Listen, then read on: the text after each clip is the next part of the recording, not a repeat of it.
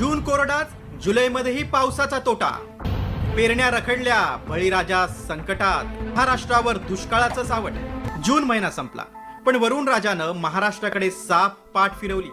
त्यामुळे संपूर्ण राज्याच्या नजरा जुलै महिन्याकडे लागल्या. पण हवामान विभागानं दिलेला अंदाज ऐकून शेतकऱ्यांच्या पायाखालची जमीनच सरकली आहे. कारण जुलै महिन्यातही सरासरीपेक्षा कमी पाऊस पडण्याचा अंदाज वर्तवण्यात आलाय. एल निनोच्या प्रभावामुळे जुलै महिना ही कोरडाच जाणार की काय अशी भीती निर्माण झाली. राज्यातील अनेक जिल्ह्यात पेरण्या रखडल्या असून शेतकरी संकटात आलाय. महाराष्ट्रासाठी सर्वात मोठा धोक्याचा इशारा. उरले फक्त काही तास. महाराष्ट्रावर सर्वात मोठं संकट. मुख्यमंत्र्यांनी केली आपत्कालीन परिस्थिती जाहीर. हवामान विभागाचा तातडीचा इशारा देण्यात आलाय. महाराष्ट्राच्या अनेक भागांना आज वादळी पावसाचा जबरदस्त फटका बसणार आहे. येणारे 72 तास आपल्या राज्यांसाठी प्रचंड धोक्याचे असून हवामान खात्याने अतिशय तातडीचा इशारा दिलाय.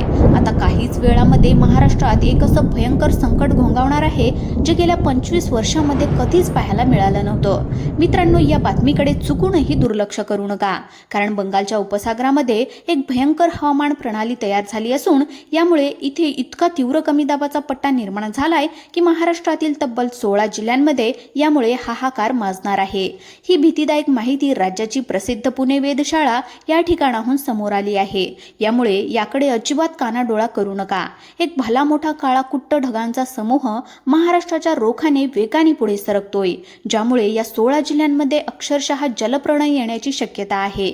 याच पार्श्वभूमीवर सरकारने तातडीने एक आपत्कालीन बैठक बोलावून राज्यातील जनतेसाठी 5 महत्त्वाच्या सूचना जारी केल्या आहेत. खुद मुख्यमंत्र्यांनीच या बाधित जिल्ह्यांची यादी जाहीर केली. त्या ठिकाणी वृत्ताला गांभीर्याने घेण्याची गरज आहे, कारण काल आणि परवा म्हणजेच गेल्या 2 दिवसांमध्ये महाराष्ट्रात बऱ्याच ठिकाणी अवकाळी पावसाने हजेरी लावली होती.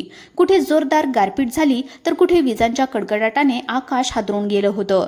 पंढरपूर आणि सोलापूर भागामध्ये इतकी भयानक वीज कोसळली की लोकांचं अतोनात नुकसान झालंय. पण मित्रांनो, ते तर फक्त एक छोटासा ट्रेलर होता. खरी सुरुवात तर आजपासून होणार आहे. आज, उद्या आणि परवा म्हणजेच पुढच्या 3 दिवसामध्ये 3 वेगवेगळ्या टप्प्यामध्ये संपूर्ण महाराष्ट्राला झोडपून काढणारा पाऊस या ठिकाणी कोसळणार आहे. आज पहिल्या टप्प्यामध्ये 16 जिल्ह्यांमध्ये हाहाकार माजेल, तर उद्या 10 जिल्ह्यांना फटका बसेल आणि परवा 3ऱ्या टप्प्यामध्ये उरलेले सगळे जिल्हे पावसाने धुवून निघतील. बंगालच्या उपसागरातून निर्माण झालेलं हे आसमानी संकट आता सक्रिय झालंय, जे आपल्या महाराष्ट्रावर नेहमीपेक्षा 4 पट अधिक वेगाने धडकणार आहे. म्हणूनच आज सावध व्हा, कारण महाराष्ट्रामध्ये पहिल्यांदाच असा हाय अलर्ट जारी करण्यात आलाय. या बातमीला अजिबात हलक्यामध्ये घेऊ नका. प्रशासनाने आज कोणत्या 16 जिल्ह्यांना मोठा तडाखा बसू शकतो याची यादी दिली आहे. तसेच उद्याचे कोणते 10 जिल्हे आणि परवा शेवटच्या टप्प्यातील कोणते 10 जिल्हे धोक्यामध्ये आहेत याची पूर्ण माहिती आपण या ठिकाणी पाहून घेणार आहोत. मग तुमचा जिल्हा आजच्या यादीमध्ये आहे, उद्याच्या की परवाच्या यादीमध्ये आहे हे लगेच पाहून घ्या, कारण या संकटातून वाचण्यासाठी सरकारने 5 मार्गदर्शक सूचना दिलेल्या आहेत. या 5 सूचनांचे जर तुम्ही तंतोतंत पालन केले तर तुमचं कोणतंही नुकसान होणार नाही, अन्यथा तुम्हाला मोठ्या नुकसानीला सामोरं जावं लागू शकतं. सध्या अतिशय धोक्याची परिस्थिती निर्माण होत असल्यामुळे लगेचच ही जिल्ह्यांची यादी पाहून घ्या. पण त्यानंतर पंढरपूर आणि सोलापूर भागामध्ये एक अशी हृदयद्रावक घटना घडली ज्यामुळे अख्खा महाराष्ट्र हळहळला. सोलापूरमध्ये थेट एका माणसाच्या अंगावर वीज पडल्याने त्याचा जागीच अंत झाला, तर पंढरपुरामध्ये एका रात्रीतच एकाच गावामध्ये तब्बल 4 वेगवेगळ्या ठिकाणी विजा कोसळल्या. आणि याच कारणामुळे आता सरकारने हा धोक्याचा इशारा अतिशय गांभीर्याने घेण्याचं आवाहन केलं असून जनतेसाठी 5 महत्त्वाच्या सूचना जारी केल्या आहेत. आता पुढचे 3 दिवस आपल्यासाठी अत्यंत मोलाचे आणि धोक्याचे आहेत.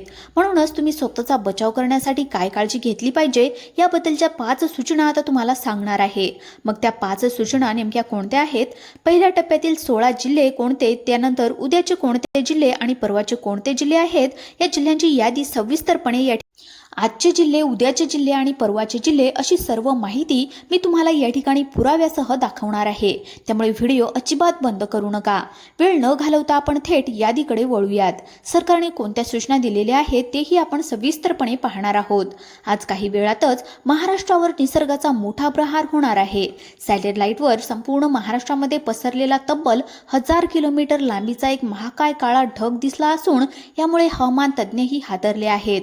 हे केवळ नेहमी नेहमीसारखे ढग नसून एकाच वेळी मुसळधार पाऊस, भीषण गारपीट, विजांचा तांडव आणि सोसाट्याचे वादळ आणणारे सुपर सेल वादळ आहे. अरबी समुद्र आणि बंगालच्या उपसागरातील प्रचंड ओलावा आणि हिमालयाची थंड हवा एकत्र आल्यामुळे ही स्फोटक परिस्थिती निर्माण झाली आहे.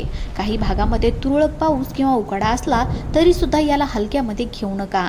हे संकट अनपेक्षितपणे धडकू शकते. यापूर्वी एका रात्रीमध्ये वादळाने घरांची पत्रे उडवून गावे उद्ध्वस्त केलेली आहेत. पुणे वेधशाळेच्या मते ही सिस्टीम वेगाने सक्रिय होत असून पुढील 72 तास अत्यंत धोक्याचे आहेत. याचा पहिला तडाखा कोणत्या जिल्ह्यांना बसणार तर पहा सविस्तर यादी. मराठवाड्यातील संभाजीनगर, जालना, बीड, धाराशिव, लातूर, परभणीमध्ये वादळी वारे, विजा आणि अतिवृष्टीमुळे पिकांचे मोठे नुकसान होईल. विदर्भातील नागपूर, वर्धा, अकोला, अमरावती, वाशिममध्ये 10 ते 15 तारखेदरम्यान वीज सुद्धा कोसळू शकते. रस्ते पाण्याखाली जाऊ शकतात. मध्य महाराष्ट्रातील अहिल्यानगर, सोलापूरमध्येही ढगफुटी पावसाचा हल्ला होऊन परिस्थिती हाताबाहेर जाण्याची शक्यता आहे. तर बांधवांनो, ही होती प्रशासनाने आणि हवामान खात्याने दिलेली अधिक जिल्ह्यांची यादी. पण समोरच्या व्हिडिओच्या शेवटी मला तुमच्याशी एक सर्वात महत्त्वाची गोष्ट अगदी मनापासून शेअर करायची आहे, जी प्रत्येक यूट्यूबरने तुम्हाला सांगितली पाहिजे. पहा, निसर्गाच्या पुढे कोणाचंच काहीच चालत नाही. हवामान विभागाने जे काही सॅटेलाईटचे फोटो जे काही दाखवतो त्यावरून ते अंदाज वर्तवतात आणि त्यामुळे ही एक केवळ शक्यता असते. हे आधी डोक्यामध्ये ठेवा. असं नाही की मी आता सांगितलं आणि लगेचच तुमच्या घावामध्ये ढग फुटला.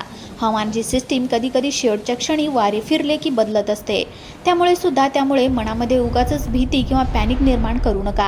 हा व्हिडिओ बनवण्याचा आमचा हेतू तुम्हाला घाबरवणे हा नसून फक्त खालील गोष्टींसाठी सावध करणे हा आहे. जर पाऊस आलाच तर तुमची धावपळ होऊ नये एवढंच आहे. पहा, निसर्गाच्या पुढे कधीच कोणाचं चालत नाही. आता मला तुमच्याकडून एक छोटीशी मदत हवी आहे, कारण तुम्ही ज्या भागामध्ये राहता तिथली लाईव्ह परिस्थिती तुमच्यापेक्षा जास्त चांगलं कोणीच दुसरं सांगू शकत नाही. तुमचा जिल्हा कोणता आहे आणि आता तुमच्या गावामध्ये किंवा शहरामध्ये ऊन पडलंय का उकाडा होतोय की ढगाळ वातावरण आहे, हे मला आता कमेंटच्या माध्यमातून नक्की सांगा. कारण तुमच्या एका कमेंट्समुळे काय होतं माहिती आहे का? कारण की तुमच्या जिल्ह्यातल्या दुसऱ्या बांधवांना समजेन की नक्की इथे काय परिस्थिती आहे. त्यामुळे कमेंट्स करायला आळस करू नका, लगेचच टाईप करा. शेतकरी बांधवांनो, विशेषतः तुमच्यासाठी मला सांगायचं आहे की शेतामध्ये जर काढणीला आलेलं पीक असेल किंवा उघड्यावर असेल तर आत्ताच ताबडतोब ताडपत्री टाकून घ्या किंवा सुरक्षित ठिकाणी हलवा. विजांचा कडकडाट सुरू असताना विसरूनही झाडाखाली उभे राहू नका किंवा चार्जिंगला मोबाईल लावू नका, कारण जीवापेक्षा मोठं या जगामध्ये काहीच नाही.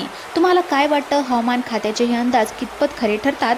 तुमचा पूर्वीचा अनुभव आणि काय आहे ते सुद्धा कमेंट्स बॉक्समध्ये नक्की सांगा. आम्ही प्रत्येक कमेंट वाचतो आणि त्याला रिप्लाय सुद्धा करतो. शेवटी एवढंच म्हणेल की माहिती आवडली असेल तर आपल्या चॅनलला हक्काने सबस्क्राईब करा आणि बेल आयकॉन नक्की दाबून ठेवा, जेणेकरून पुढचा लाईव्ह अपडेट आली की सगळ्यात अगोदर तुम्हाला समजेल. आणि व्हिडिओ तुमच्या नातेवाईकांना आणि मित्रांना व्हॉट्सअप ग्रुपवर नक्की शेअर करा, जेणेकरून तेही सुरक्षित राहतील. काळजी घ्या, सुरक्षित राहा. भेटूया पुढच्या नवीन अपडेट्समध्ये. तोपर्यंत धन्यवाद.